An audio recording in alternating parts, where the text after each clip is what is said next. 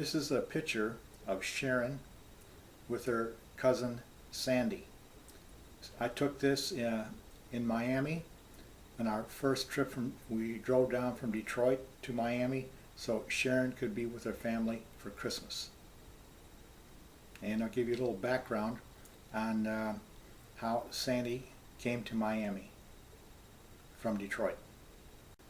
First year Sharon was in Miami, she worked at a department store downtown as a teenager and saved her money because she wanted to desperately go back to Detroit to visit everyone, as any teenager would do who would get homesick.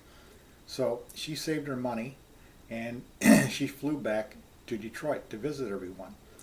And in the process of seeing everyone, she stopped in to see, of course, her family. And when she stopped in to see one of the family members, she found Sandy laying on a bed. She looked sickly, she was underweight, and the only ones taking care of her were her two brothers. Now they did the best they could, but you got to remember, these boys weren't even teenagers, they were just kids themselves.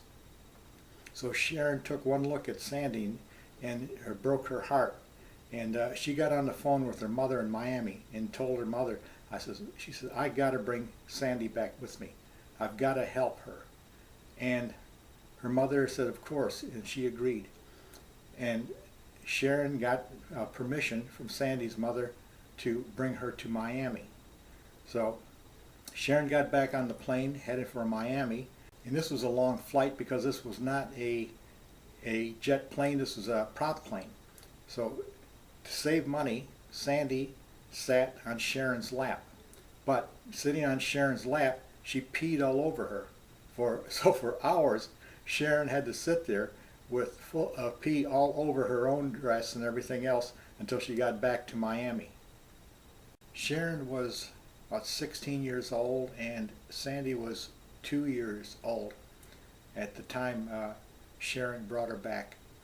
And Sandy went on to grow up in Miami and to graduate from high school, and then she went on to have a family of her own, and we were very involved with her life and her family life until her passing. But I was super impressed with how Sharon had the fortitude to rescue someone who was going to have problems growing up, physical, etc. So, babe, you did a wonderful job. Fantastic.